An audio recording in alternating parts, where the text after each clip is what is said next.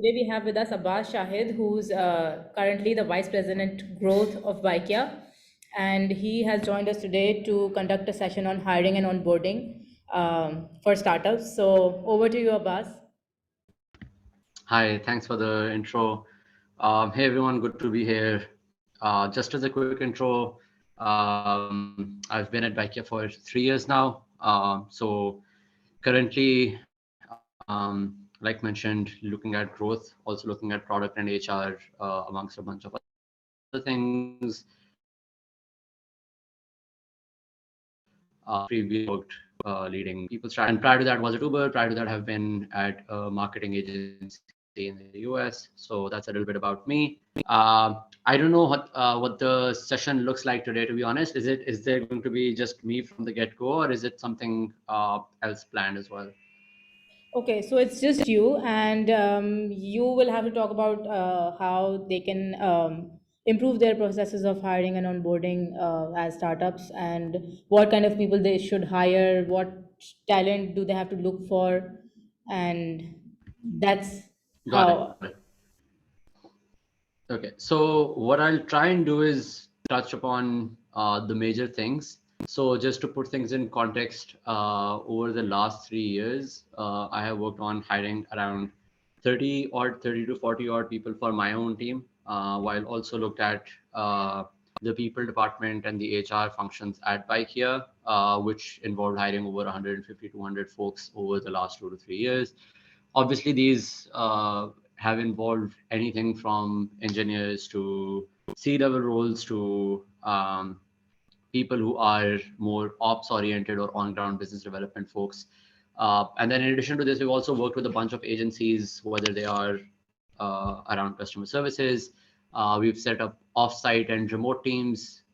We've set up part-time teams that primarily work from home and assist in times when load becomes a little bit high and our internal teams can't manage, but also want to keep the flexibility of not having everyone on a permanent payroll. So I'll just go through a bunch of stuff that has worked for us and a few key learnings from that we've talked with other startups about when we meet to see what kind of problems they're facing. However, that being said, I don't want this to be a monologue. I'm sure a lot of you have experiences that can add on to mine, a lot of learnings that I might not have seen. So for starters, while I just go over the key learnings, would love if you guys are facing any specific key problems for your startups, you guys can start putting it in the chat. If those are already covered in the single slide that I've prepared, I'll talk through those. But will also give us like a few talking points to discuss over the next half hour or so. So would love to hear the kind of problems you guys are facing. We can start off by just putting stuff in the chat and start picking those one by one as soon as I'm done with the slide. If there's anything else someone wants to talk about before I start, I'm also open to that. If someone has a specific problem they would want to talk about from the get-go, or a question about the kind of stuff that we do, I can just pause and take those questions first before I jump into like rambling on about the kind of things that we've done. So happy to hear anything from you guys.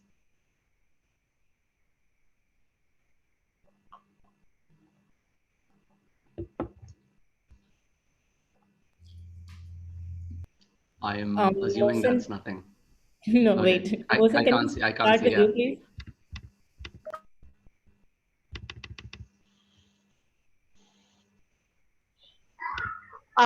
Hey Abbas, just a quick hello, hi, not a proper question. This is Sumaya. Hope you're doing great. Trying to run my startup here these days. So, Incubator and Nick, um, good to see you after a long time. Yeah. Hi, And Sumaya. Good to see you too. I'm yeah, glad to see you doing cool stuff. oh, thank you. This means a lot. Like I have a one question. When you guys are particularly hiring with your riders in Bikea, like particularly for the Bikea, so do you have any rider hiring sessions like the Food Panda does, and we used to does in Uber? And what is the process for the properly rider hiring? I have seen one thing now. Whenever any new thing came into the application, your rider are goodly aware about it. They know the procedure. They are in fact sometimes they came to home and वो आपको बता रहे होते हैं आगे से कि ये चीज कर लें. So उनका ट्रेनिंग प्रोसेस क्या है, वो कैसे एक्वायर हो रहे हैं, थोड़ा सा उस पर बताएगा. Okay, so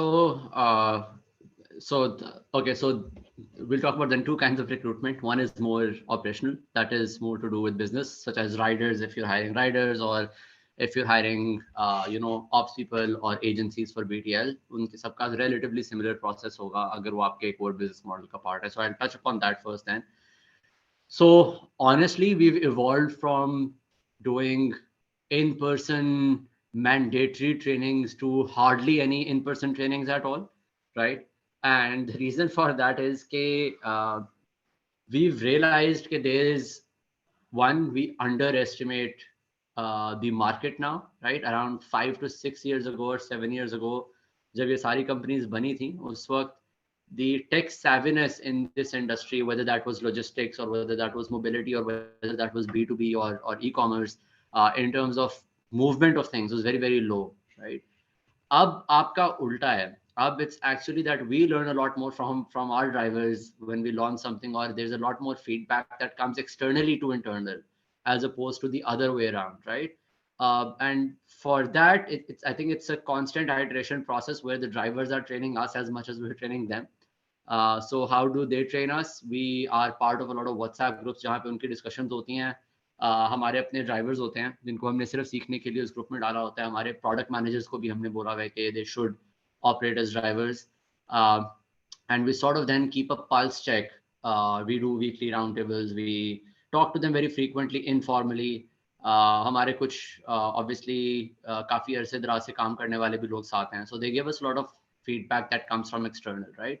So we incorporate a lot of that in anything we develop. The advantage of that is कि जब हम लोग वो चीज़ develop कर लेते हैं तो because it's an external to internal feedback mechanism, it's outward, it's coming in from outwards. तो हमें उस पर बहुत ज़्यादा training करनी नहीं पड़ती because that's more intuitive, right? That's more customer centric anyway. So what we do is actually just do a lot of feedback sessions with drivers before we launch something to make sure कि इसके ऊपर training की ज़रूरत ही ना पड़े, right? And that's our way to train the driver. Okay, if something is built as intuitively as possible, as localized as possible, and as relevant as possible, that means कि आप so the ideal product is इसमें आपको training ना देनी पड़े. अगर आपको training देनी पड़ी है ना किसी चीज़ की, इसका मतलब है there's already a failure for a consumer product. For B2B products it's separate, but अगर आपको consumer product पे training देनी पड़ी है तो that now we've evolved our philosophy to okay, we're failing somewhere, right? So I don't know whether that answers your question how we train. The quick answer is we don't officially train our drivers anymore. We used to. For a few years actually we had continued that process. Over the last 2 to 3 years we have stopped. अगर हम training भेजते भी हैं तो हम लोग we just send out a video training that this is a new feature being launched. This is how to use it, and I think that takes care of everyone who is newer onto the platform. But I think हमारे case के अंदर peer learning, driver to driver learning बहुत ज़्यादा है, और हमारे case के अंदर focus on building something that is as localized in the language that they speak, something they can relate to, something that is intuitive for them. And we've done a better job of it on the partner side than a customer side, to be honest. We're doing a reasonable job on the customer side, but partner pulse check हमारा काफी ज़्यादा frequent होता है.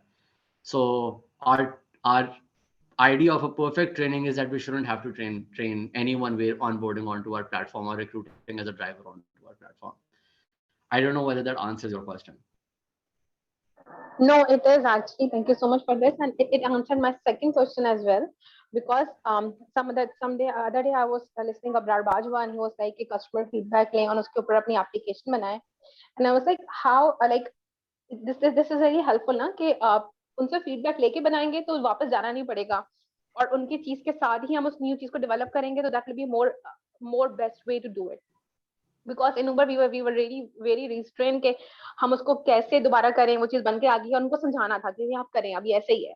So it's really very important to have a feedback. Thank you so much. It answered it. Yeah. Okay, great. If there are any other questions, I'll take those. Otherwise, I'll jump into just the general key learnings that we've had over the last few years.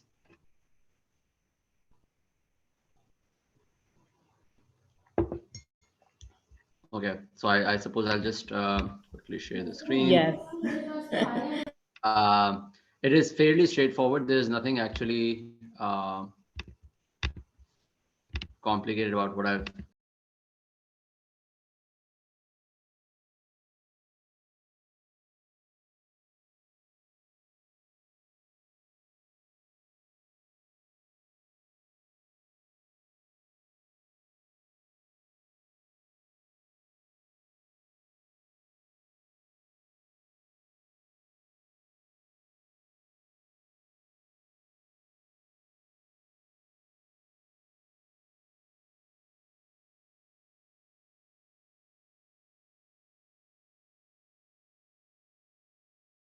Hi, so I think what it's doing is every time I share, it disables my mic. Can you guys hear me now?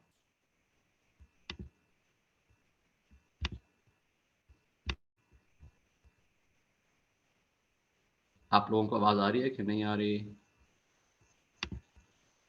Yes, you ji are जी मुझे तो audible. आ रही है. Okay, so I think I don't know how to solve for this. Because when I do screen share, it doesn't actually.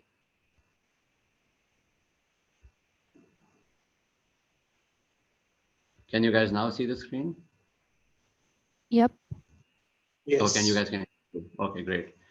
Um, so basically, what I wanted to talk about is three separate stages, right? Because I'm assuming most of you will be in the first two stages, so I won't spend a lot of time on scaling up teams. Given the fact that you guys are an incubator, I'm sure your teams are very early stage, so less than 50 people for, if I'm not wrong, all of you. So that's where we'll focus on how to sort of make sure that, and some of you will be in a 1, 2, 3 people team as well. So looking for maybe founding team, if not co-founders, but still the founding team, right? So my there's a lot of stuff that's already out there about how to build the right team, right? There's a lot of books, there's a lot of talks around how to build the right team. Um, and the quick learning we've had there when trying to build even the leadership team at Baikia is that there is no right 100% way to do it. You just have to make sure it is right for your context. However, that being said, right, there are a lot of people we see who come in from incubators, and it's not specific to NSE obviously, but any incubator, जहाँ पे apparently there's this concept के you know, we can do it as a lone founder and build a founding team, right? And they cite examples of that. They think it is doable, and forget the global phenomena, because even in the global phenomena, it is very rare that a lone founder in an average successful startup, doesn't have to be a unicorn by the way, but any successful startup जो IPO तक गया हो, जिसका merger हुआ हो, जिसका sell out हुआ हो, where people have been, whatever the definition of your successful is, uh, it's very rare to find a single founder who has been successful. uh, and if I put it very crudely, we usually see, especially in Pakistan, single founders or people who are trying to do things single-handedly, either doing it because there is a very massive lack of awareness of how the startup ecosystem works and the struggles that they will see coming up and the kind of skill set that is required to tackle those, or a massive overestimation of your own ability, right? So, and this is not to piss anyone off in this call. I don't know how many of you are lone founders or team founders or whatever. This specifically applies to tech startups that are looking to hyperscale. You can very successfully be a lone founder for a revenue generating, non hyperscaling, successful money making startup.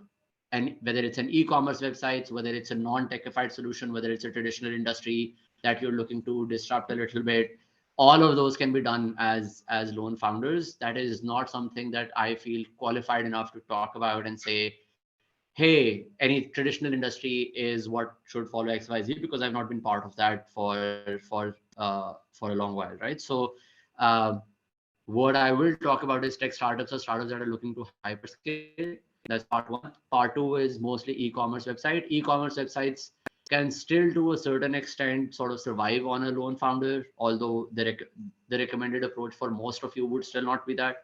But for tech startups that are looking to raise capital and deploy that capital towards scaling very, very rapidly, it's likely going to be one of the two factors that I mentioned. You may consider yourself an exception. There will always be an exception to the rule, and you may be the true exception to that. But the assumption you should always operate under is that you're not an exception, right? So unless there's a very good reason to believe that this is an exceptional idea that does not require a skill set that I do not possess, my first key learning from the last 6 7 years has been we have not seen a lot of solo founders do well. Uh, and like I said, the caveat being there is an exception. The reason for that is that no one person is going to be good at anything, even if you believe you are not, right? There will always be someone better than you at any skill set that you have, and that also holds true for Pakistan, by the way.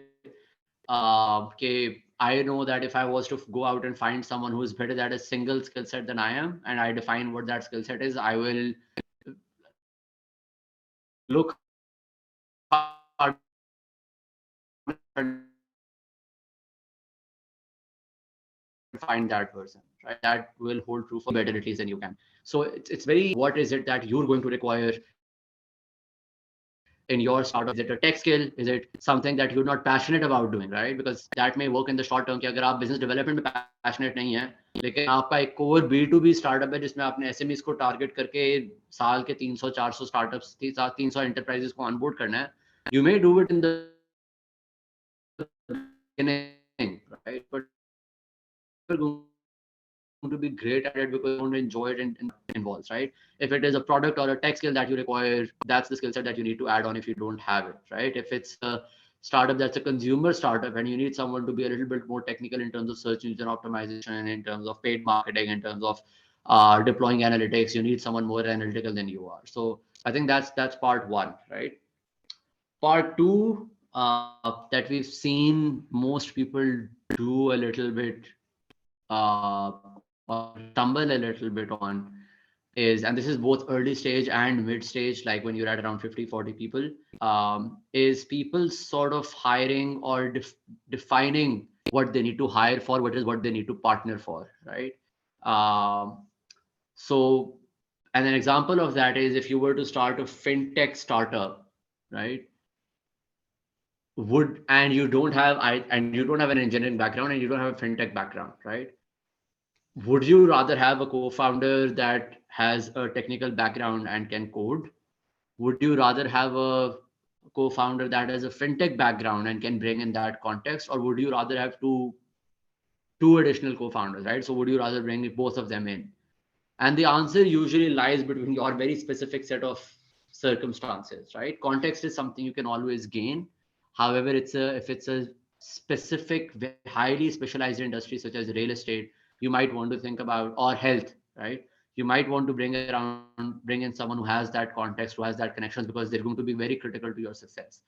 At the same time, if you're getting into a startup that is highly regulatory, once again, such as property tech, right? And you know that this has a lot of legal ramifications or a lot of legal regulatory things that you can't get around. Why would you need someone who's got context of that, right? Because that's something you can hire for, as opposed to bring in someone for the co-founder. There's a lot of leverage that you agree होती है when you start on the ideation phase, and the way that works is when you're doing your startup canvas or your startup analysis or any of the tools that you use to map out what your startup looks like, you start mapping out the core critical skills that you cannot survive without in the first year, but also in the next 7 years, right? Or the next 5 years. And if the answer to both is yes, this is critical, then you probably want to think about that person as a co-founder as opposed to someone you can hire for. The second part is what can you outsource, right? Is there enough legal things that you can outsource to someone? Is there enough advisory stuff that you can get to build context without having to bring someone as a co-founder, right? Do you have a relation that you with someone, whether that's a family relation or other, in for example, in once again property tech, that can keep on guiding you for a retainer or for a very small piece of your equity, if that's something that you think is going to be critical in the short and the long term, but you don't need someone day in day out bringing that context in, right? So once again, when you start looking at what you need to hire, there's a very clear demarcation of who do I bring in as a co-founder, who do I bring in as a hire, who do I bring in as an advisor, who do I bring in as an outsourced employee, right? And all of that becomes very position. It's one of the top 5-6 reasons. If you study the reports that have been put out by CB Insights, already of these reports on why startups have failed historically. In terms of now, obviously, CB Insights covers more venture capital, but if you look at their older articles or any of the articles that talks about startup failures, you'll realize that one of the top reasons, once you move beyond the top 2 or 3, is the wrong startup co-founding or founding team composition, right? So it's very critical to start mapping out what you need. A lot of times, what we've also seen people in incubators do is co-found with a friend, right? And this has happened in, like, we've come across this in workshops we've given at incubators and accelerators. This is something that we see a lot happen in universities as well, that you're either in consulting together, you're either in a university together, you're either thinking of brainstorming at your current job, and you sort of create an offshoot and go off on your own and start your own thing. If you're two very similar profiles, the concept is that you're probably not the right composition for it, right? It's very important to have trust, which is why I get why the propensity is there and why the probability is there that खुद ही से gravitate करोगे towards someone you trust or someone who you think is going to be a good fit for you, right? But if there is no diversity in skill set in the co-founders, it may work, but the probability automatically falls. Investors also very typically look at what does the next person bring into the table that you don't, right? And if the answer is कि ये बंदा मेरे से hustle ज़्यादा कर सकता है, that's not really a different skill set, right? That's an attitude difference. That's not a skill set difference. So be very clear कि when you bring in a friend, uh, is it because you want to work with this person because you have a relationship, or is it because the startup requires this person even if you did not exist in the picture? And if the answer for the second part is no, this startup actually does not require this person to succeed, but this person will probably be a good fit for the startup. They don't need to come in as a co-founder, right? Uh, an ideal scenario, obviously, is that it's a friend who has a complementary skill set to yours.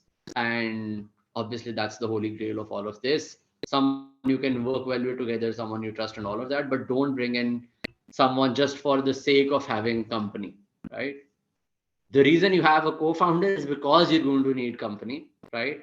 uh, because you're going to have someone to pull the weight when you can't, and those cycles will come when you're overwhelmed, when you're depressed, when you're completely caught up in something personal, when you're banging your head against the wall 1 year in or 2 years in and can't seem to crack the idea that you thought you would be able to crack. You definitely need someone. Just make sure that someone is not the only thing they bring to the table is not that they're just your friend or someone you work well with, right? That can't be the only thing that they solve for. And the last part is when you bring the founding team, right? Sorry, what is it that you're solving for in terms of the compensation expectation? Once again, I've put it here because this is one of the key things that a lot of people reach out for or get our help from in terms of building teams.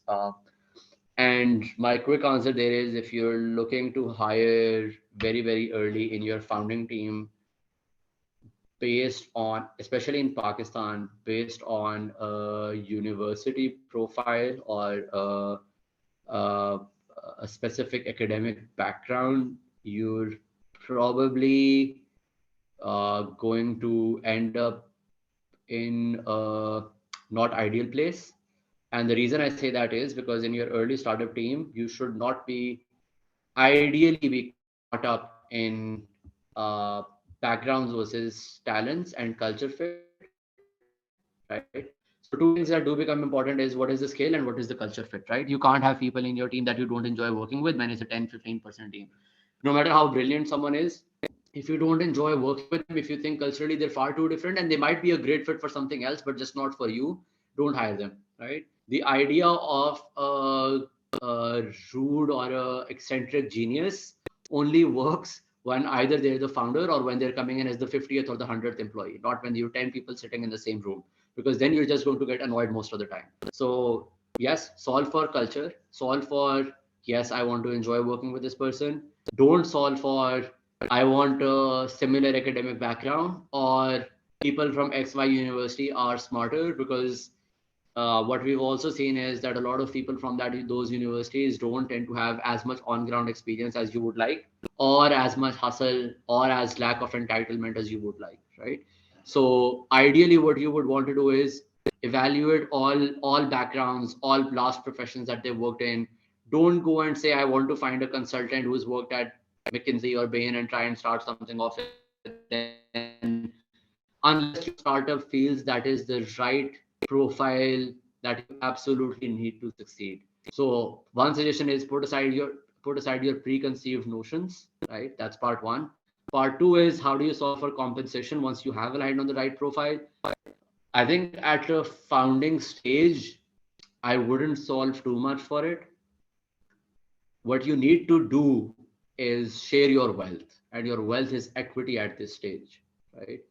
If you want to hold equity very close to your heart, you're probably not going to be the right leader, right? So, and the reason for that is, are you optimizing for more control, or are you optimizing for more impact? If you're optimizing for more control, you're already taking an approach that is, I know the best regardless, right? The optimizing for impact is there, I need to hire people who know better than me in some cases, right? And there are certain skill sets that they will always be better than me at. In those cases, then you need to give them enough of an upside, and that upside at this stage will probably not be monetary, unless you're loaded and have a family business and that's what you're doing an offshoot for. If you're building something from scratch without a lot of personal financial backing, you will not be able to manage expectation of the compensation. What you have to do is give away the equity, right? It doesn't have to be, oh, I'm giving away 10% or 20% for the founding team. It just needs to be enough that 3 years down the road, they know what is worth their while. And it needs to be enough of a commitment of what happens post fundraising, right? That we will adjust your compensation by XYZ if we hit an X threshold. We will compensate by Y if we hit a Y threshold, right? That's something that you need to align your compensation for. Present compensation, you will never be able to match. You always have to recognize someone joining you at this stage is taking a bigger risk than what they would do at any other later stage startup, right? And you have to compensate. So the upside can't be you will make enough in 3 years that you would have made in a PNG at 300K or 400K anyway, right? The upside has to be more. That yes, today I will take a cut, but 4 years, 5 years down the road, is there a chance or a significant chance of it paying off? So they have to believe in you. And if they believe in you and your idea, then you need to sort of repay that belief that this person is going to grow the pie bigger. If this person takes my startup from 1.5 million to 150 million, would I rather own 100% of 1 million, or would I rather own 20% of 500 million? That's the question you always have to answer for yourself. Once again, all of these valuations that I've talked about are arbitrary. Your idea of success can be very, very different, but just the way to think about it would be this. I'm going to stop here since a lot of you guys are going to be at this stage, and see if there are any questions that pop up about this. Everyone, आप लोग अपने mic unmute कर सकते हैं। Question पूछने के लिए ज़रूरी नहीं है कि आप चैट में लिखें, और प्लीज़ पार्टिसिपेट करें क्योंकि ये सेशन हमने आपके लिए रखा है।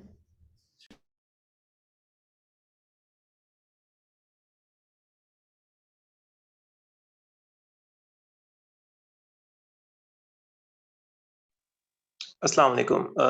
Can you hear me? Yes. Yes. This is Idris from Nisab. So अभी आपने एक बात की कि लोन फाउंडर्स की कि एक हमारे यहाँ एक कॉन्सेप्ट है कि फाउंडर हर कोई काम खुद करना चाहता है, but there are many things जो कि उसको खुद करनी भी चाहिए. तो हाउ कैन वी डिफरेंशिएट कि यार ये ऐसा काम है जिसके लिए मुझे हायरिंग करनी चाहिए, या मैं कोई एक्स्ट्रा कोर्स लेके या अपने ऊपर इन्वेस्टमेंट कर लूं कि ये चीज मैं खुद ही कर लूं. Got it. So अगर आप startup के अंदर, instead of spending 7 hours a day, 8 hours a day on your startup, if it is really a full-time thing, or 10 hours a day on your startup, you're taking 2 hours a day of courses, you will learn more than spending 2 hours in your startup, right? That's my first answer. That doesn't mean don't upskill yourself. That means कि अगर आपको skill set की ज़रूरत है और आप उसके लिए course ले रहे हैं और वो एक short term need है, तो why not, right? लेकिन I am not a coder. right? As a starting point. I'm not a coder. I'm not a database manager either or whatever. And if my startup had to do with database management, for example, if I was selling a B2B cloud computing startup or cloud software के storage की हम लोग space आपको offer कर रहे हैं या servers offer कर रहे हैं या एक एचआर का टूल ऑफर कर रहे हैं, right, where product is everything and I do not have the technical skill. मैं एक साल बाद भी उतना अच्छा technical coder in 99% of cases I could be that 1% exceptional person. I am always talking about the 95-99% of people, right? If you believe yourself to be 1%, either you are exceptional or you have overestimation of what you are, right? But that's up to you to decide. But if I don't have that skill set, no matter how much I've skilled myself, I will not be able to do it well. That doesn't mean you need to bring in a co-founder day one, right? That means you can outsource to an agency day one. But अगर आपका product ही जो आप offer कर रहे हैं requires a lot of technical expertise and you are hesitant to bring that on board, that means there's a problem in the way you think about your startup. You're doing this for you, not for, you're growing you, you're not growing your startup, right? You're upskilling yourself. वो आप एक नौकरी में भी कर सकते हैं, ठीक है?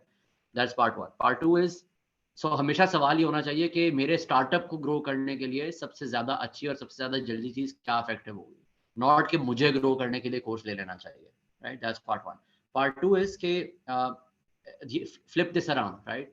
If you are a coder and you've never run a business, you've never been part of running a business properly, you've never had to launch something or build something from scratch, once again, unless you're an exceptional person, and there are those, it is going to be very unlikely that you're the next Mark Zuckerberg or that you're the next whatever, right?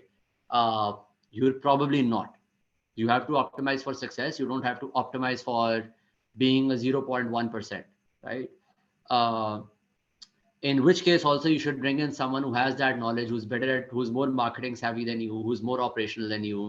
Because वो आप जितना मर्जी courses ले लो ना, principal सीख जाओगे, अगर आपने उस चीज में टाइम नहीं लगाए, आपकी पर्सनैलिटी नहीं है, आप अपने आप को बेहतर कर सकते हो, अपने आप को आइडियल नहीं कर सकते for your startup, right? Then I'll come to those people that are all-rounders. There are people who have done startups. There are people who are serial entrepreneurs, have exited a startup, all of that stuff, which are very rare because those people have enough of a network in both fundraising and all of that to be in an incubator, right? And though they will be people who will know कि यार मैंने founder, co-founder रखना है, नहीं रखना, founding team बनानी है, whatever that looks like. But in most cases, you have to figure out what you're not good at. First, you have to figure out what does your startup need. Second, you have to figure out, is that something I can do to the best of my abilities for the next 2 to 5 years also, not just the first 3 months. And if the answer to that is no, you need to bring in a co-founder. आप skilling आप हर चीज में नहीं कर सकते अपनी, ठीक है? आप अपने, अगर आपके अंदर मार्केटिंग का माइंड है और ग्रोथ का माइंड है तो आप फेसबुक का टूल सीख जाओगे, ग्रेट. बट अगर आपने मार्केटिंग सीखनी है ना गेट गो से, और आपको उसका ना आपने कभी उसमें काम किया है, ना आपको कभी कंज्यूमर रिसर्च की जरूरत पड़ी है, ना आपने कभी प्रोडक्ट बनाया है, ना आपने कभी कुछ किया और आपने हिस्टोरिकली कोड किया है, then you can have a startup where your core thing that you are selling is engineering, right? कि यार मुझे बेचना आता है और मुझे कोडिंग आती है, मैं अपना सॉफ्टवेयर हाउस खोल लेता हूँ. That's a great startup. That's a few of the most successful startups, or more of the more successful startups in Pakistan have been software houses, right? फिर आप वो कर सकते हैं, which is why I'm saying that's the need of your startup. You fulfill that. But if you're launching a consumer product and all you know how to do is code, and you can do that really really well, और आपको बाकी सारी चीजों के इतना skill set है कि आप बात कर सकते हैं, but you can't actually, or you've never actually grown something from 0 to 50,000 customers and 50,000 to 500,000 customers, and you're not, it doesn't come naturally to you, you're probably better off finding a co-founder. One last thing I will say here is that people tend to underestimate soft skills, right?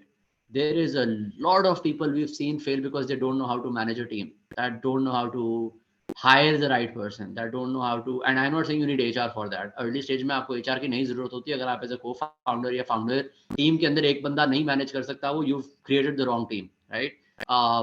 But at the same time, there is someone who needs to make sure that the people you're hiring, the team you're building, the culture you're building is the culture that is optimal for the success of the startup, right? So you need to segregate yourself to a certain extent कि startup के लिए क्या अच्छा है not कि मैं अपने आप को बेहतर कैसे कर सकता हूँ स्टार्टअप की नीड पूरी करने के लिए। वो कांस्टेंट एक आइटरेशन है जो आपको पूरी जिंदगी करनी पड़ेगी जब तक आप स्टार्टअप पे काम कर रहे हैं। वो is like part and parcel of this. It's not a replacement of a skill set that you don't possess. Does that answer it to a certain extent? Yes, it does. Thank you. Thank you so much. We'll add one thing though. A lot of our startups are also e-commerce startups, right? If you have a great mind for e-commerce in general and you don't have coding skills and it doesn't require a lot of upkeep and stuff, maybe you don't need to bring in a co-founder who will, do it for you. You can hire for it. What you need is a good web developer who can have a simplified basic aesthetic sense and reasonably good coding skills. Uh, you just need to know enough of the e-commerce space to know what are tech stacks not to build on, what the capabilities of the platform are, and how to utilize them. You don't have to technically know it, but once again, like I said, the evaluation is more to do with what your startup needs, and then whether you need a co-founder for that or not.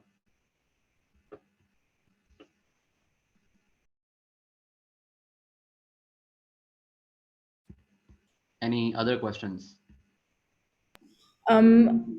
I would suggest कि जो startup के question है वो please अपना पहले startup का introduction थोड़ा दे दे कि क्या एग्जैक्टली करते हैं आप, उसके बाद फिर आप अपना क्वेश्चन पूछ लें.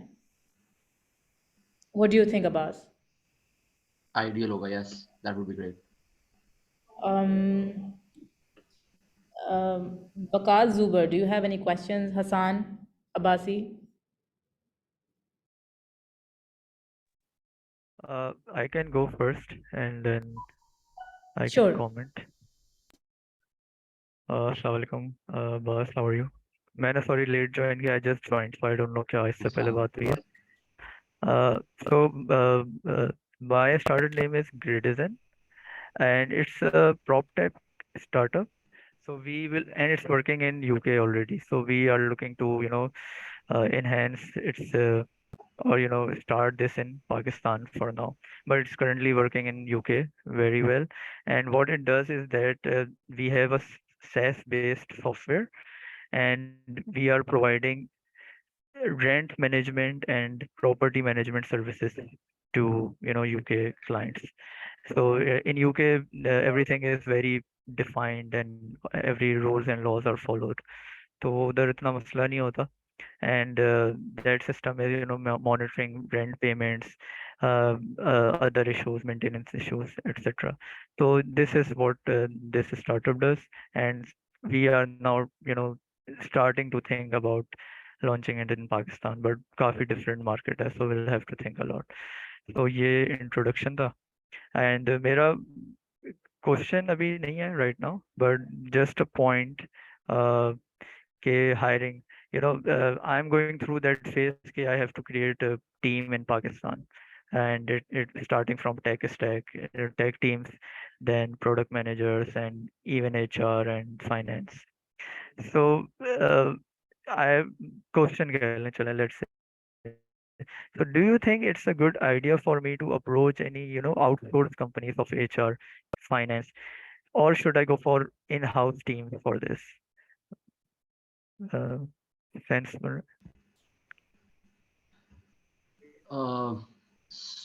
So my quick answer to that is you need to do a cost analysis first, right? The advantage of Pakistan is that especially if you're registered in the UK and already operational there and have some source of revenue there, Yeah. at least to compensate for some of your burn, uh, all of it. Labor is cheap, right? Start becoming a little bit bigger because outsourcing ki cost HR. So I'll take it step by step, right? Is going to be a little Okay. bit tricky because there's two advantages. One, you can hire for someone in Pakistan for finance and get them to do work on multi markets. If you hire the right person, they don't have to be Pakistan specific, but would have enough of a local knowledge here. So that's part one, right? Part two is because obviously taxation दोनों जगह की different होगी. Correct. आपकी incorporation दोनों जगह पे different होगी depending on how you're trying to incorporate and all of that stuff. So you will need some local Yeah. presence here. So first thing ठीक है. is, what level of skill set do you need, right? If you need a basic level of skill set, so maybe hiring is going to be super cheap, right? And will give you the advantage Right. of having someone all the time. If you think that this requires a expensive hire, which in most cases it won't, right? But अगर आपको लगता है expensive hire है, then you start thinking about in pounds terms, right? 500 pounds a month, 600 pounds a month. It's not going to be a big cost on your business. That's part one. Part two is It will be a lot. the rest of the stuff. I would suggest. Yeah. Okay, so what you require is more specialized financial services.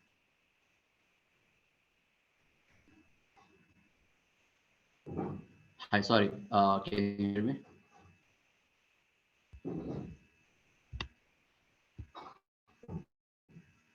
Hello.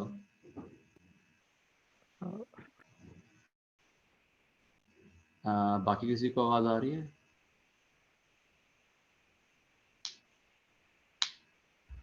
Yes, can मुझे hear beach you. में नहीं आई थी. I don't know सबको नहीं आई थी. But I did get your point. Yeah.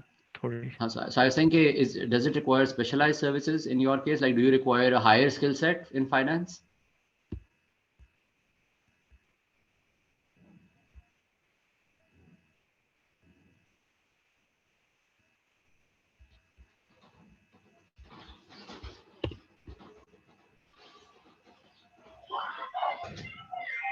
Abbas, I have Sorry. a thing to ask. Go ahead. I think my internet is a little bit.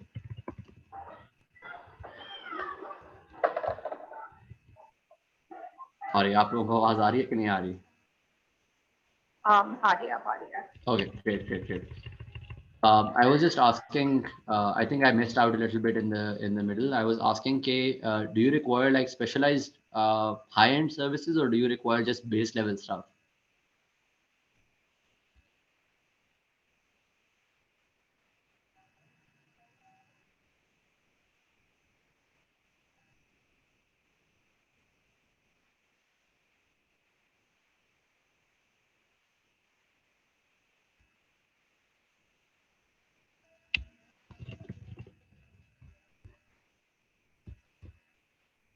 I'm not sure. I'm not. Is it he? I think that guy is disconnected.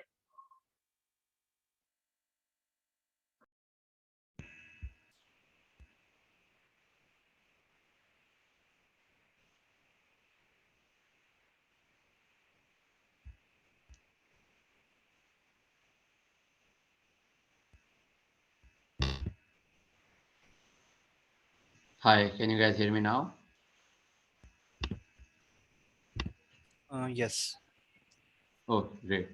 Sorry about that. I think there was some issue with the internet.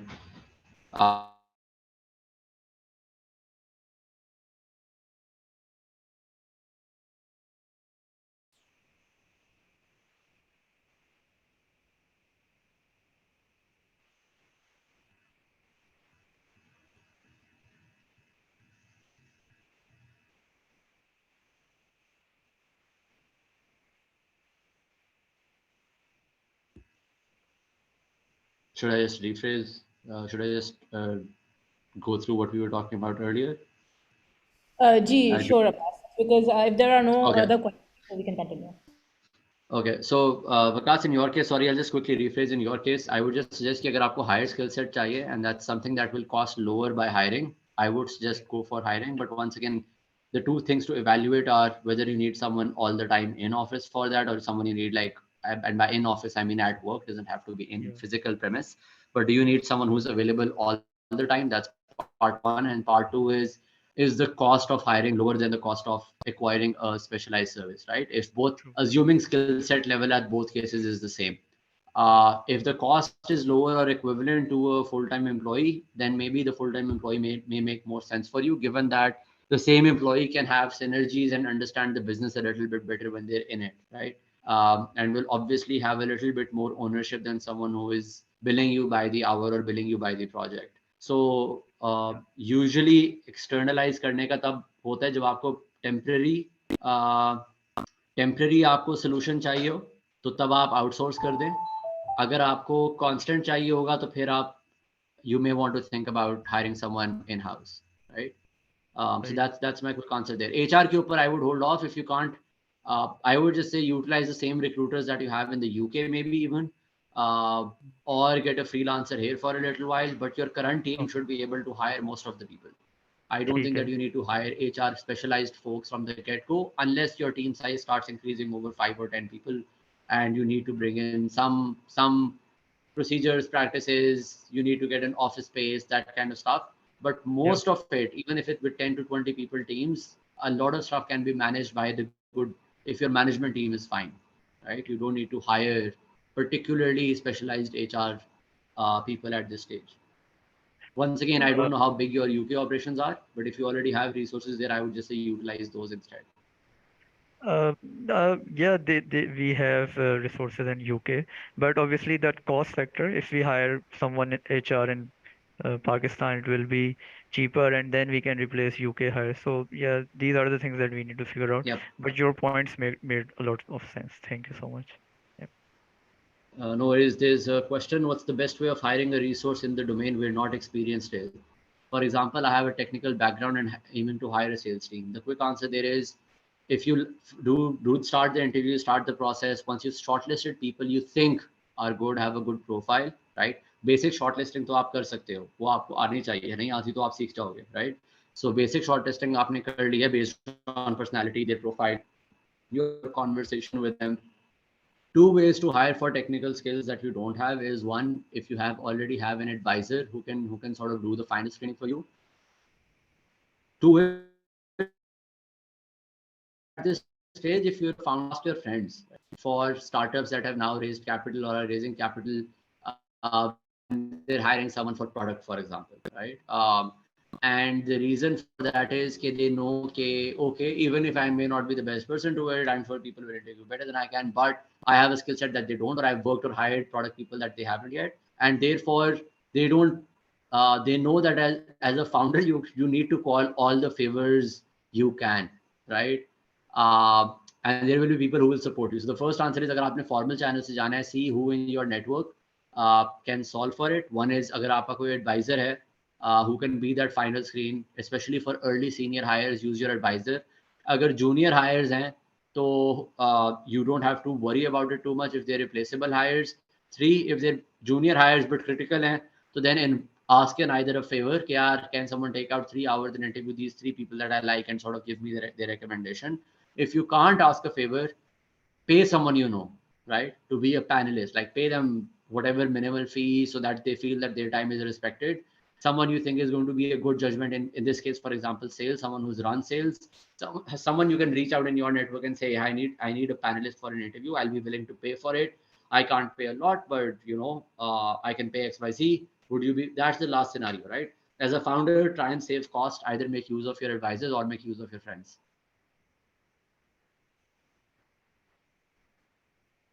Does that make sense?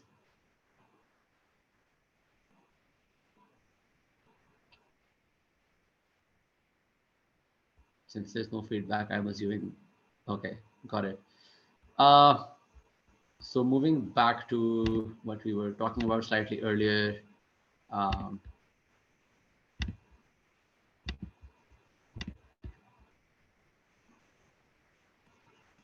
Let me know if you can see the screen as well now. Yes. Got it. So early team, less than 40-50 people. So beyond the co-founders, right? आपने पांचवा बंदा, छठा बंदा, सातवां बंदा कैसे hire करना है?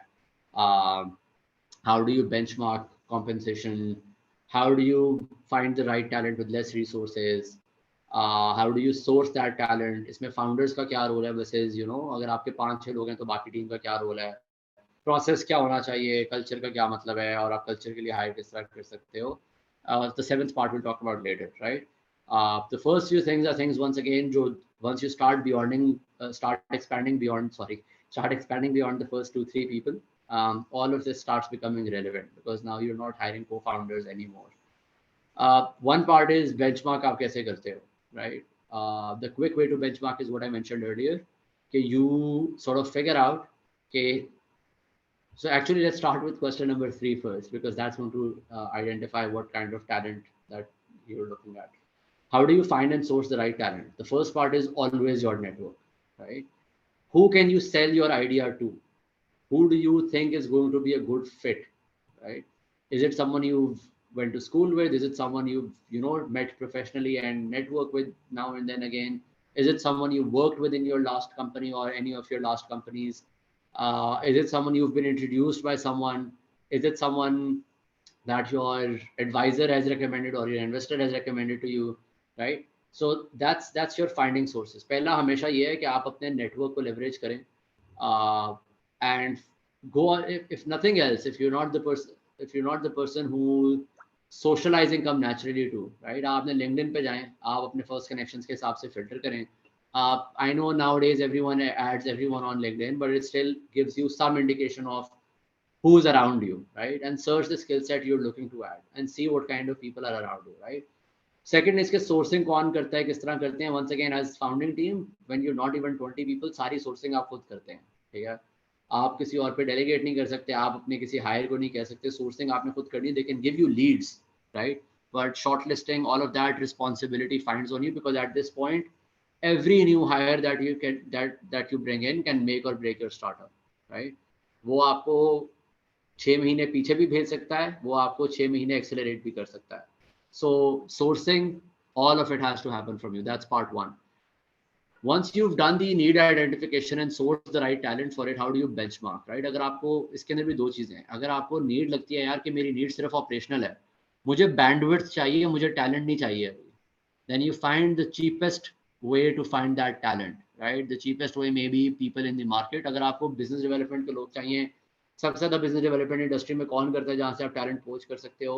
वो प्रोबेबली आपके जोनल मैनेजर्स, बीडीओज, ये सारे होंगे टेलकोस के, या इनके क्या नाम है, फार्मास्यूटिकल्स के, इस तरह के लोगों के, right?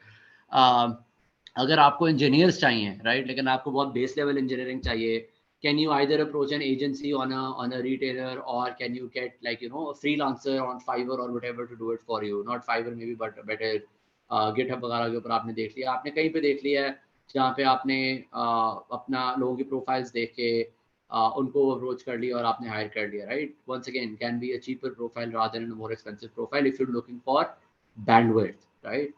At this point, however, you should not be looking primarily at bandwidth, because bandwidth जो है वो इसका मतलब ये है कि आप या effectively prioritize नहीं कर रहे, या आप successful हो रहे, which means you're scaling up. If you're not scaling up, don't hire for bandwidth. It just means you're thinking about the wrong talent or the wrong thing, wrong need. आपने identify नहीं किया अभी तक. अगर आपको लग रहा है आपका startup इसलिए नहीं scale कर रहा ना get go से क्योंकि आपके पास bandwidth नहीं है, तो आपकी problem identification weak है, right? Early scaling up doesn't come from कि मेरे पास 10 लोग थे और उन्होंने जाके दरवाजे खटका दिए. Early scaling up comes from the right product fit. So don't hire for bandwidth right now. अगर आपको absolutely bandwidth की जरूरत है, find the cheapest bandwidth that you can get. That's my quick answer. Once again, base level being कि वो बंदा एक मेहनती, reliable, base level काम करने वाला इंसान है, base level talent है उसके पास, right?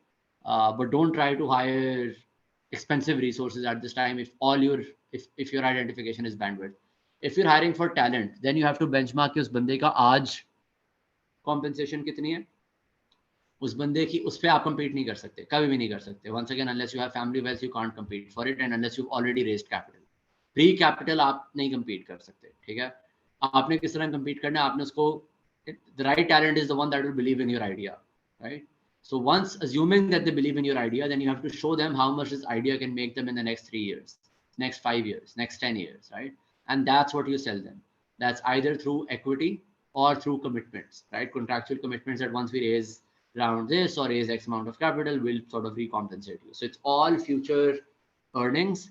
And once again, the future earnings should compensate for the risk that they have taken. अगर आपको लगता है कि आप सिस्टम्स लिमिटेड से इंजीनियर हायर करके ले आओगे जो 150 या 125 पे है, और आप उसको आज सस्ते में ले आओगे, लेकिन उसकी बाद में जो इक्विटी बन रही है उसको 3 लाख रुपए भी मिल रहे हुए, लेकिन उसको मिल रहे हुए तीसरे साल में है, he would have earned more by just staying at systems limited and getting promotions there and getting bonuses there and all of that. So make sure your upside in your early team that believes in your idea compensates and is significantly more than the future wealth they would have created elsewhere, because they're also taking a risk. Future wealth के chances भी कम है, दूसरी जगह उनके पास एक assured वो है. So share your wealth. There's a massively good article by Alibaba's HR team on this. It's available online. You can search it. The hiring and sharing of wealth philosophy at Alibaba. And they talk a lot about, sharing the wealth at your early team, right? You look at the way all of these early founders at LinkedIn or at Airbnb and all of these teams, everyone, even Uber, for their early teams, compensated, Kareem even, right? Compensated massively in equity as opposed to compensation for most of their roles. So that's the part of how to benchmark, right? What is the role of the founders? The founders are your HR team, right? So if you're trying to delegate HR, you should probably rethink of what you're building and whether you're the right person to build this or not.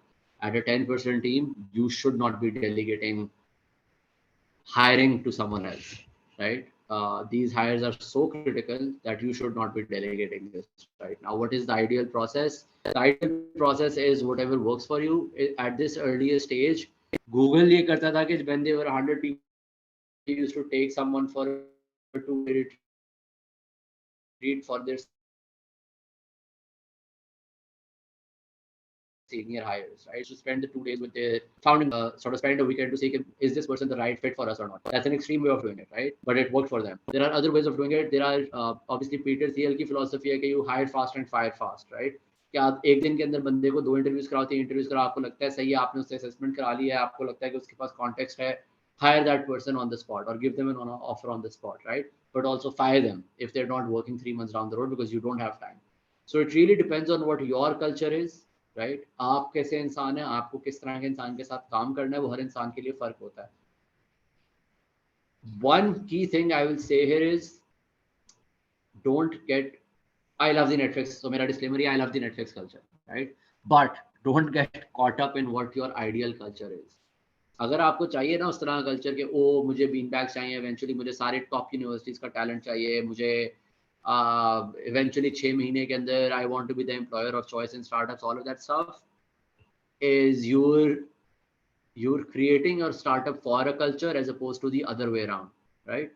हो सकता है कि आपका startup जो है इतना SME और दुकानदार ओरिएंटेड हो कि आपको जो लोग चाहिए वो सारे ग्राउंड लेवल पे काम करने वाले लोग चाहिए, राइट? आपकी कल्चर ही वहां से बिल्ड होगा, ठीक है? This is once again a very big mistake that a lot of startups, even after raising capital, make. They hire expensive resources because they believe, एक बंदा XYZ यूनिवर्सिटी से है तो बड़ा अच्छा कल्चर फिट होगा. ऐसा कुछ नहीं है. You have to identify what does your customer need, what does your SME need, what do your partners and stakeholders need, who is the right person जिसके पास वो context भी है और सीखने का hunger भी है, right? That's the culture you want. The second parameter here is कि आपके साथ वर्किंग डायनामिक किसका बनता है, राइट? आपकी सेल्फ अवेयरनेस इसमें बहुत ज्यादा जरूरी है. We have met countless cultures, countless managers, leaders, C-level people who have a very cutthroat culture और उनको अवेयरनेस भी नहीं होती इस चीज की, ठीक है? They are territorial, they are very domain oriented कि मेरी डोमेन में मैं खुद मैनेज करूंगा सारा कुछ, राइट? जो नहीं काम करता स्टार्टअप्स के अंदर, who are brilliant by the way, who are really competent, but उनकी teams can't work with them because they micromanage. Now once again, अगर आप वो खुद है ना, ठीक है, और आपको ये सेल्फ अवेयरनेस होनी चाहिए, या फीडबैक इतना फ्रीक्वेंटली लेके आपको पता चल जाए कि आप हैं, आप डिनाइल में मत रहें प्लीज. अगर आपकी टीम के 4 लोगों ने आपसे बोल दिया ना यार कि आप माइक्रो मैनेजर हैं, या आप एक सुनाने वाले इंसान हैं कि आप बातें सुनाएंगे और आप मतलब मेरे से वो गलती होगी तो आप सर पे बैठ जाएंगे आके, और आप में से लोग ऐसे होंगे, there is nothing wrong with that, it just means you don't belong to a certain culture. आपसे ना 6 महीने में अपना एटीट्यूड नहीं चेंज होगा. Stop trying to do it, keep on learning, keep on upskilling yourself, keep on making yourself better always, right? But hire people that can work with you. इतनी self awareness please अपने में रखें. अगर आपने micro manage करना है किसी को, तो आप ऐसा इंसान लेके आए जिसको ऑटोनॉमी नहीं चाहिए, जिसको चाहिए कि वो माइक्रो मैनेज हो, जो आया ही अपना आपको रगड़वाने हैं यार कि मैं पूरी जिंदगी मेहनत किया, मुझे बस नौकरी मिल गई है, मैं बड़ा खुश हूँ I want to do ABC of what this person tells me. That is not the wrong approach. That is the right approach, right? For you, it is the right approach. आपने दुनिया को खुश नहीं करना ये कह के यार कि मेरे पास तो टीम जो है वो मैंने ऐसी बिल्ड की हुई है जो सारे ऑटोनमस है, अगर आपसे वो नहीं मैनेज होती, राइट? आपने अगर अपने स्टार्टअप को सक्सीड कराना है तो आप उसके लिए ऑप्टिमाइज करें और आप लोग ही ऐसे हायर करें जो ऑटोनॉमी देने नहीं आए, ठीक है?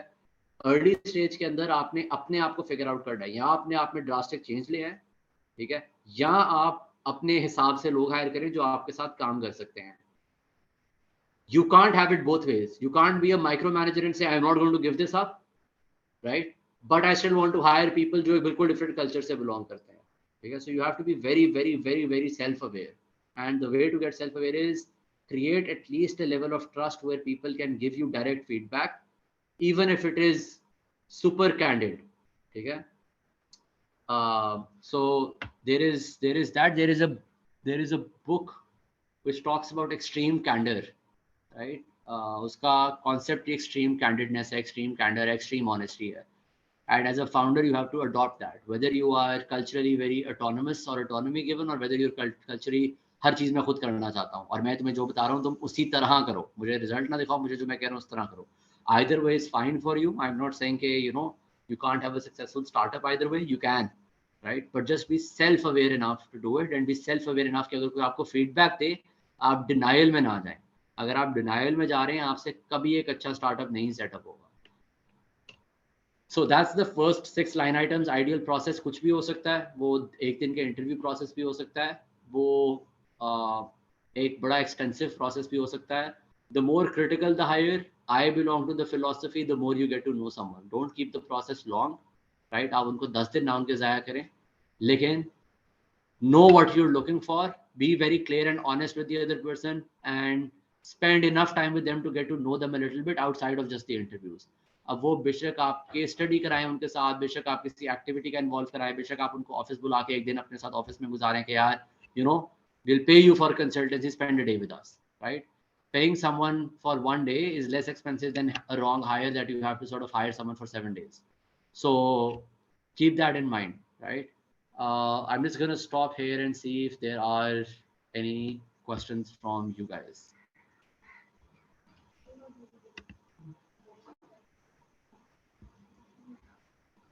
Okay. One quick thing is, please define the role of Cs in a startup. Is it good to have more Cs? And by Cs, I'm assuming C-suite roles. No, you don't need them. A lot of founders don't even take on the title of CEO because they know that they may not be the best person to lead the startup as a CEO level. They can still lead as a founder in the long term or medium term. Look at what LinkedIn did. They brought in, someone who they thought was a professional CEO and focused more on the product as a founder, right? Same for Google, right? At 200, 300 level employees, they brought in a C-suite, a CEO who continues to be the CEO of even Alphabet for the longest time. तो उसने इतना time गुजारा है उनके साथ. Eric Schmidt, right? So once again, be self-aware enough to know what role are you actually a founder and a CPU, and eventually need to bring in a CEO. Do you not need to give yourself a title? Are you giving yourself title because it serves something or because it serves your ego? Be very clear with all of the stuff that you're thinking about, right? अगर आपको C-suite की जरूरत है तो आप लेके आएं. अगर आप किसी को co-founder लेके आ रहे हैं जिसने बनना ही CTO है, अगर आपको चाहिए CTO co-founder तो आप ले आएं उसको, right? कोई मसला नहीं है. ना टाइटल देने में कोई मसला है, ना देने में कोई मसला है. It depends on what your need is. But at a very early stage, you don't need 4 C-suite level people, right? At a very early stage, you don't need 6 C-suite level. अगर आपका बंदा जो प्रोडक्ट रन कर रहा है वो सिर्फ product management ही देखता है, तो वो अगर फाउंडर नहीं है तो आपने शायद बहुत अर्ली हायर कर लिया किसी, right? Early stage founders need to look at a little bit of marketing, a little bit of product. Especially for founders, I would say कि product early stage में you can't even delegate, right? Product is something that is going to make or break your startup. That's your core offering. तो अगर आप शुरू से chief product officer लेके आ रहे हैं और वो आपके अलावा कोई और है, वो को फाउंडर नहीं है, तो आप ऑलरेडी अपने आप के लिए एक मसला क्रिएट कर रहे हैं, because you not going to be able to give up your product, right? वो कुछ और कहेगा, आप कुछ और कहेंगे, and there will be no synergies there. So more sees definitely no. अगर आपकी नीड है एक आध और सी ऐड करना तो why not, There is no harm in doing it if it serves a purpose. But always be clear on why you're adding a C-suite level person, right? It can't be कि oh वो बंदा C-suite title के बगैर आ नहीं रहा, right? So you have to figure that piece out. There is another question. What should we do to realize that we chose the inappropriate co-founder? What is the best way to retain a developer if they keep searching for new opportunities? Okay, so both tough things to solve for. One is if you chose the inappropriate co-founder. So the first thing is always prevention, right? Make sure कि आपका contractual obligation जो है वो ये है कि your co-founder can be fired. If they can't be fired, there has to be a board level decision that can be taken. If not, then be very, very clear ke what the devolution of your startup looks like, right? Can someone or the other retain the name or not? So once again, sometimes it's too late. अगर आप contractually obliged हैं कि startup exists सिर्फ दो लोगों के साथ कर सकते हैं, and if one person leaves, they have the right to veto you using their name, then you can't do anything. Then you have to sort of close it down, start anew, right? And that happens. If you're at a 50-50 founding equity level, which is often the case, and sometimes it is the fair thing to do,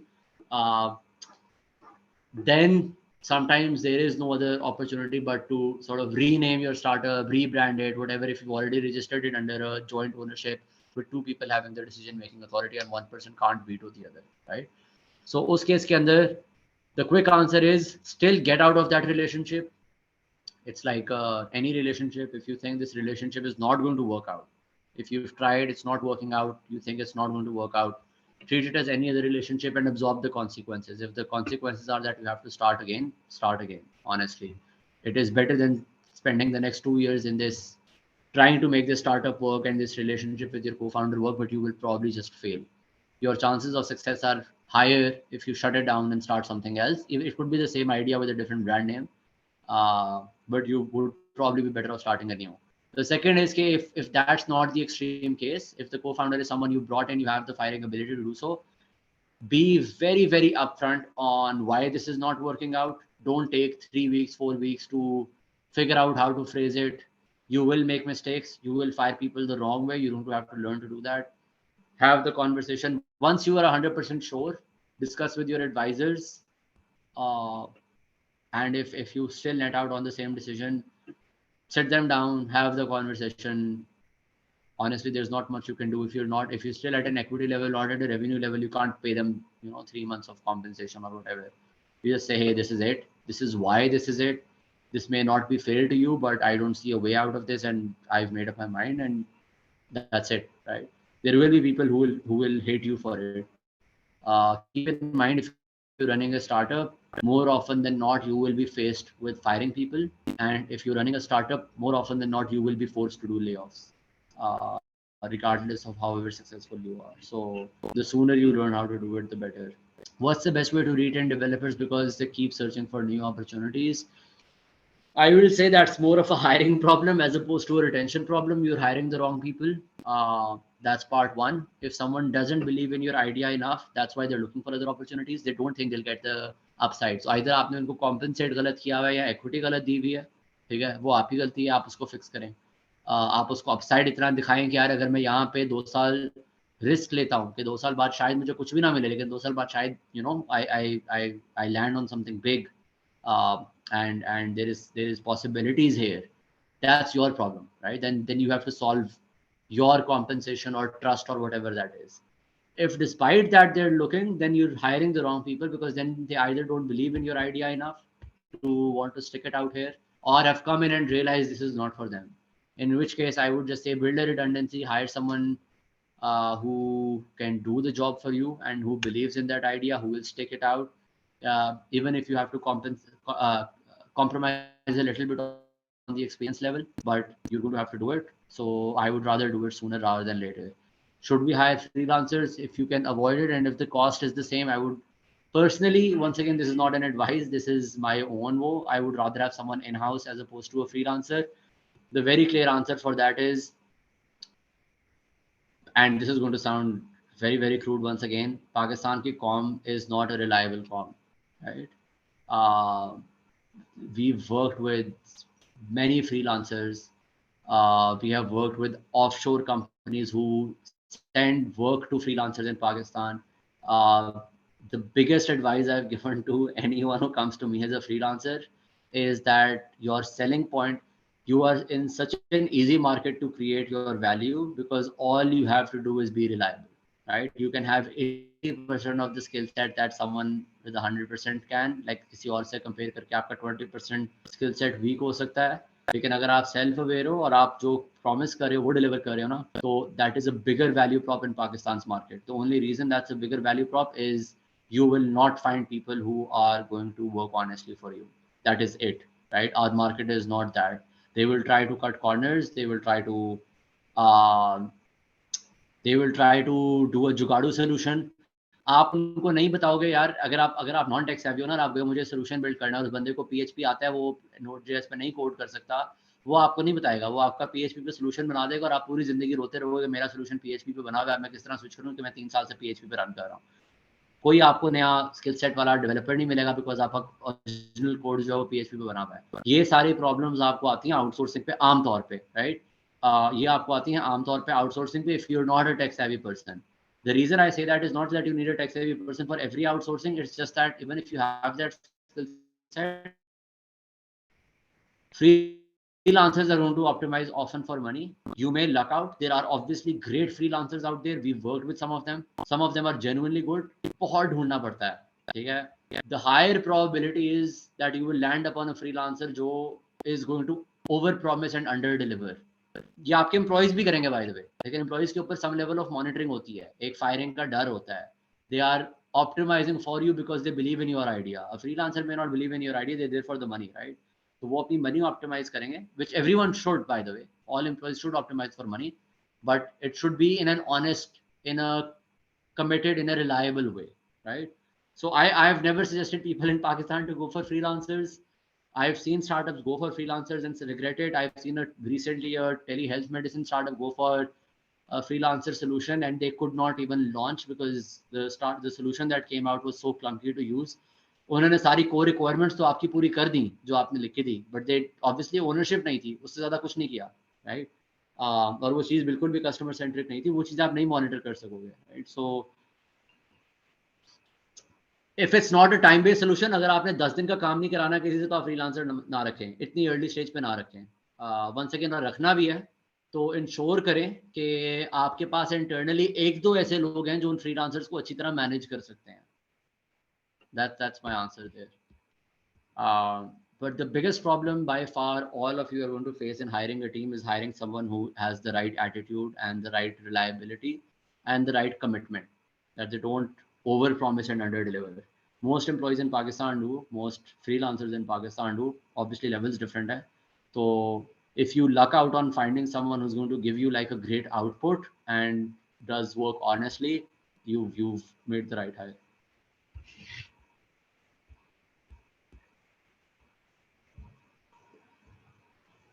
Any other questions from your side?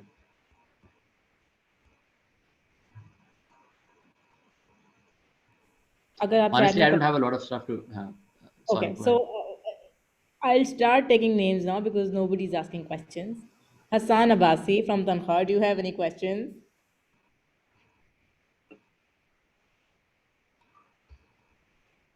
You guys have been put on the spot. मैंने अपने chat के ऊपर question पूछ लिया था. Perfect. Thank you, Hassan. We need more people like you. यहाँ पे Malaika, do you have any questions?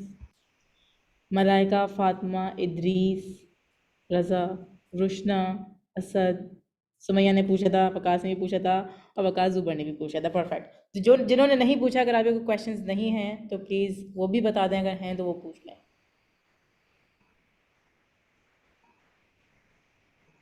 I'm assuming there's no one over 50 people right now, so I'm not going to talk about, by the way, the last stuff, which is how do you scale up team. Your role evolution पे आप लोग अभी most of you won't be there right now, so.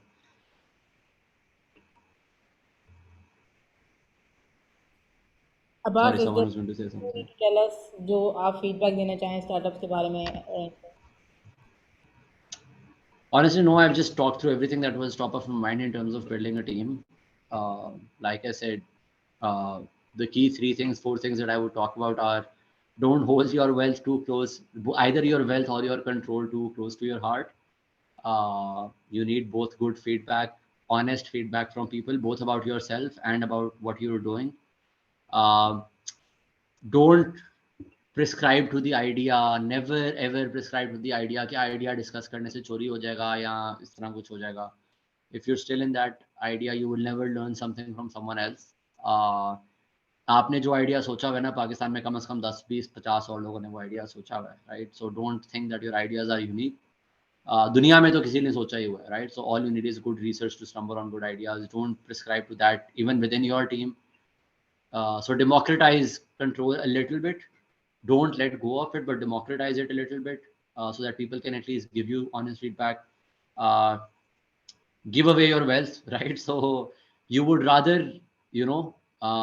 grow the pie, even if that means your percentage share of it is a smaller share, right? Absolute में आपका value ज़्यादा ही बनेगी.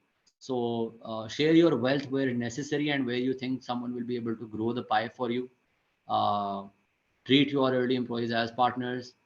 Don't have unrealistic expectations in terms of कि आप किसी को नई equity दे रहे तो वो आपसे काम इस तरह करेगा जैसे वो partner है आपका, ठीक है? वो आपको भी फिर उसी तरह treat करेगा जिस तरह उसने किसी और employer को करना है. उसके लिए कोई इतना like जिंदगी का मकसद नहीं है आपके साथ काम करना. Either you turn it into a मकसद for them and give them the upside on it, or you don't expect it from them. And always keep in mind that more often than not, regardless of what you would like to believe, 60, 70, 50% of the people around you are not going to be honest in their work, right? That's a DNA as founders you have to create. It doesn't come naturally to our country, right? यहाँ पे unfortunately, because of the overpopulation, because of a lack of opportunities, because of gurbat, right? Because of just people making ends meet, the DNA at both people who have privilege and people who don't have privilege has become कि हम जुगाड़ू काम करके सबसे पहले किस तरह कर सकते हैं, हम सिफारिश लगा के सबसे पहले काम किस तरह कर सकते हैं, right? No one's willing to put in the time.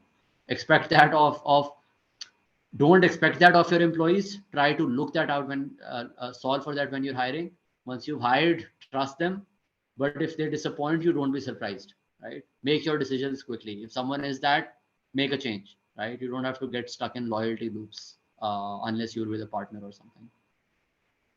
That's the few key things about building a team that we've realized. Yeah, go ahead, Raza.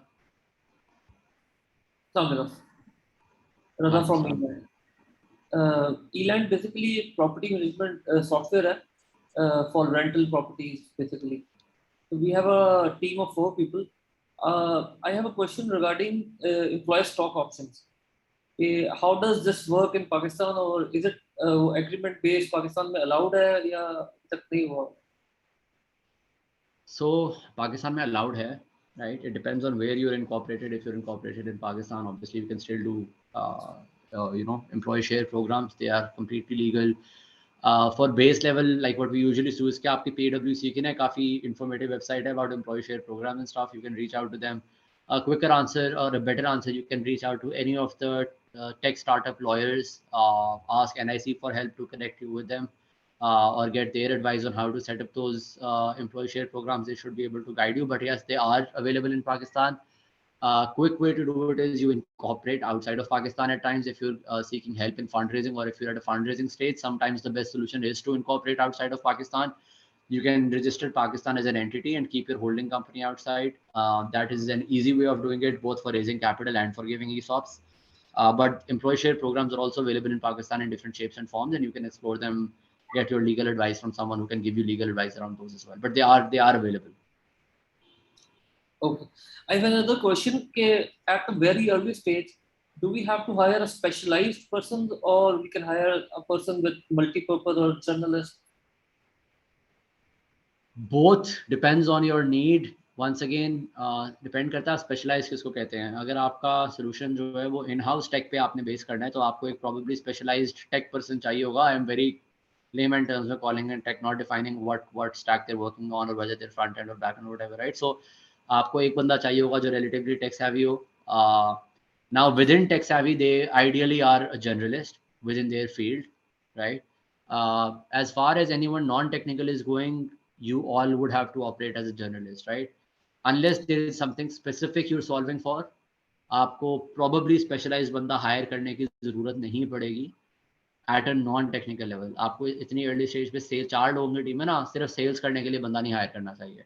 जो sales वाला बंदा है वो marketing भी कर रहा हो, वो आपकी documentation भी कर रहा हो, वो आपके फंड रेजिंग में भी हेल्प कर रहा हो, वो आपके ऑप्स में भी हेल्प कर रहा हो, ये सारी चीज़ें आपको चाहिए होंगी. सो और अगर कोई टेक savvy है तो उसको भी टेक के अंदर they should know a little bit of everything, right? They और वो होता है मोस्टली, आपको बेस लेवल नॉलेज होती है. So don't over specialize. That's what I would say. Not at 4 people, 5 people, 7 people team. Unless वो काम specialization के बगैर हो ही नहीं सकता. और most specialization की चीज़ों के लिए आपको in-house बंदा रखना नहीं पड़ता. ठीक है? आप उस केस के अंदर अगर वो temporary need है, आप legal advice बाहर से जाके ले सकते हो. So वो इतना बड़ा problem नहीं है. HR आपको खुद करना आना चाहिए. फाइनेंस में आपकी टीम में से कोई एक बंदा होना चाहिए जो बेस लेवल मॉडल्स बिल्ड कर सकता हो, अकाउंटिंग मैनेज कर सकता हो. You need to hire, और अगर आप उसके लिए हायर कर भी रहे हो, make sure that person only doesn't just do like reconciliation, accounting and audit and finance in cash flow in and out. वो साथ साथ आपकी ऑप्स में भी हेल्प करा रहा हो, प्रोसेस सेटअप भी करा रहा हो, all of that stuff. So even if you're hiring with a specific skill set, which is great, make sure कि वो skill set over specialized काम नहीं कर रहे. एक सेल्स का बंदा बाकी चीज़ों में भी काम आपके साथ कर रहा है. सो एटीट्यूड के लिए हायर करो कि एटीट्यूड जर्नलिस्ट वाला हो, कोई ना कोई स्किल सेट वो लेके आए टेबल पे.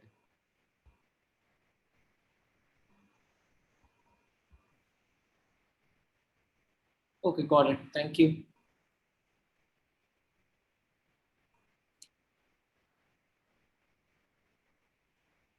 Anything else?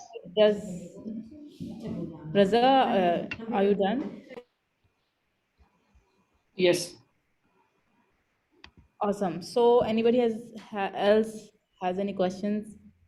Please अभी पूछ लें.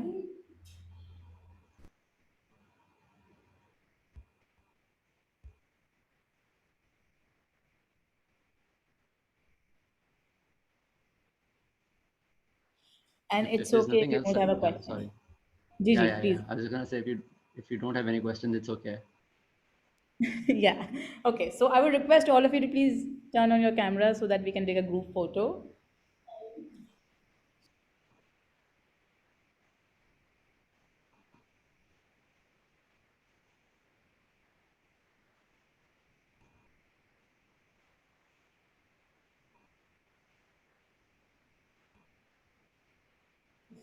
Okay. So on 3.